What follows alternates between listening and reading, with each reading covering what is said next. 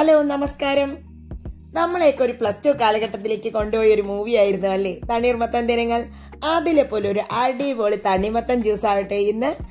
നല്ലൊരു റിഫ്രഷിംഗ് ആയിട്ടുള്ളൊരു തണ്ണിമത്തൻ ജ്യൂസ്. അതിനായിട്ട് നമുക്കൊരു തണ്ണിമത്തൻ എടുക്കാം. എന്നിട്ട് നന്നായിട്ട് ഇങ്ങനെ കടകടാന്നിങ്ങോട്ട് ചെറിയ പീസായിട്ട് നമുക്ക് അതിനെ ഒന്ന് കട്ട് ചെയ്തെടുക്കാം. എന്നിട്ട് നന്നായി കട്ട് ചെയ്ത് ഇതിനെ ഒരു പാത്രത്തിലേക്ക് മാറ്റാം. നമുക്ക് ചെറുതായി കട്ട് ചെയ്യുന്നതാണ് കേട്ടോ നല്ലത്.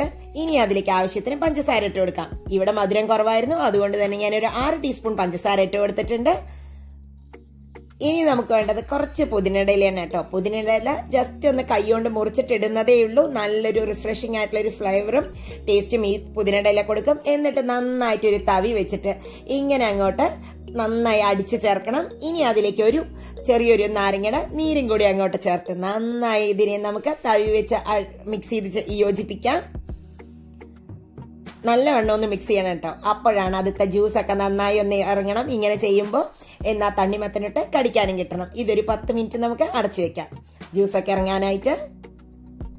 ഒരു 10 മിനിറ്റ് കഴിഞ്ഞിട്ടുണ്ട് കണ്ടോ. ഇപ്പൊ നമ്മുടെ ആ ജ്യൂസൊക്കെ നന്നായി ഇറങ്ങിയിട്ടുണ്ട്. ഇനി നമുക്കത് സെർവ് ചെയ്യാം. സെർവ് ചെയ്യാനായിട്ട് ഞാൻ ഇതിനെ ഒരു ഗ്ലാസ്സിലേക്ക് എടുക്കുകയാണ്. അതിന്റെ ഒരു ഹാഫ് ഗ്ലാസ് ഞാൻ ഇടുന്നുള്ളൂ കേട്ടോ.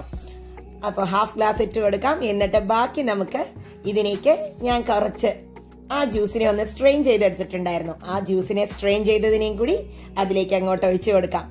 അപ്പൊ ഇതിൽ ആ തണ്ണിമത്തന്റെ നല്ല ഫ്ലേവർ ഉണ്ട്, കടിക്കാനുള്ള ഒരു ടേസ്റ്റും കൂടെ ആ പുതിനയുടെ മണവും ലെമണിന്റെ കൂടെ ഒരു സൂപ്പർ ആട്ടോ. ഇനി കുറച്ച് ആ തണ്ണിമത്തൻ കട്ട് ചെയ്ത് വെച്ചതും കൂടി മുകളിലേക്ക് ഇട്ട് കൊടുക്കാം നമുക്ക്. അപ്പൊ ഒരു അടിപൊളി തണ്ണീർമത്തൻ ദിനങ്ങളിലെ പോലെ ഒരു അടിപൊളി ജ്യൂസ് നിങ്ങൾക്ക് എല്ലാവർക്കും ഇഷ്ടപ്പെട്ടിട്ടുണ്ടാവുമെന്ന് ഞാൻ വിചാരിക്കുന്നു. ഇഷ്ടപ്പെട്ട അറിയിക്കാൻ മറക്കരുത് കേട്ടോ. Super refreshing drink.